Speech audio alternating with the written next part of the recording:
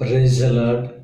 అతి శ్రేష్టమైన యేసుక్రీస్తు నామములో మీ అందరికీ ఉదయకాలపు శుభాలు తెలియజేయుచున్నాను.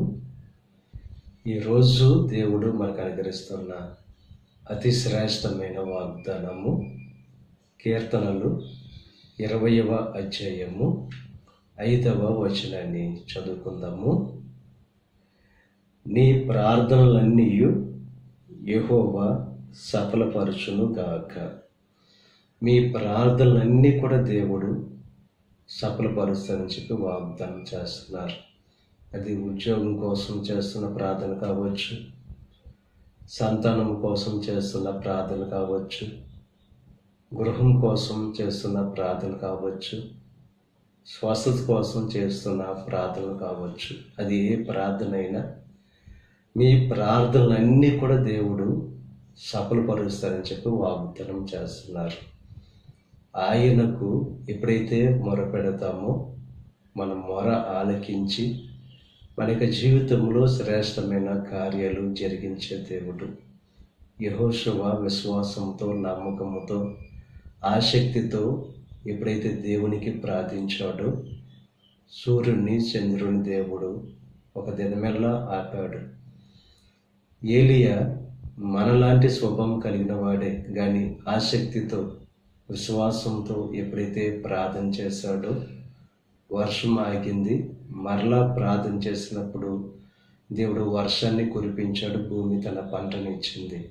ఇక ఉదయకాల సమయంలో దేవునికి మనం ప్రార్థన చేసే వరముగా, దేవుణ్ణి వేడుకునే వరముగా మనం ఉండాలి. ఎందుకంటే మనకు మనముగా ఏది కూడా సాధ్యపరుచుకోలేము, కానీ దేవునికి అన్నీ సాధ్యమే కనుక అన్ని కార్యాలను సాధ్యపరిచే దేవునికి ఎప్పుడైతే మనం ప్రార్థన చేస్తామో ఆ ప్రార్థన ద్వారా దేవుడి గొప్ప కార్యాలు మనకి జీవితంలో జరిగిస్తారు. కనుక విశ్వాసంతో, నమ్మకంతో దేవునికి ప్రార్థన చేసి మీ జీవితాల్లో సమస్తాన్ని పొందుకోవలసిందిగా ప్రభు పేరట మిమ్మల్ని కోరుచున్నాను. దేవుడి మీ ప్రార్థనలన్నీ కూడా సఫలపరచును గాక. ఆమేన్. ప్రార్థన చేసుకుందాం. పరిశుద్ధుడా, మహోన్నతుడా, కృప కలిగిన దేవా, ఈ ఉదయకాల సమయంలో అనుగ్రహించిన అతి శ్రేష్టమైన వాగ్దానాన్ని బట్టి నీకు స్తుతులు చెల్లిస్తున్నాం దేవా.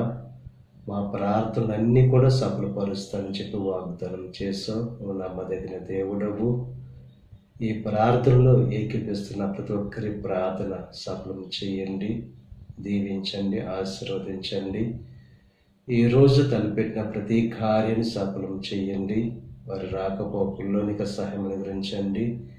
ఈ దిన ఆశీర్వాదాలు ప్రతి ఒక్కరి మీద మెండుగా కృమ్మరింపచేసి నీ దీవులతో నింపి నడిపించమని యేసుక్రీస్తు నామం పేరట వేడుకొనుచున్నాం తండ్రి. ఆమేన్. తండ్రి, కుమార, పరిశుద్ధాత్మ త్రియేక దేవుని యొక్క కృప సదాకాలములకు తోడై ఉండి దేవుని యొక్క దీవెనలు, ఆశీర్వాదాలతో నింపి నడిపించును గాక. ఆమేన్.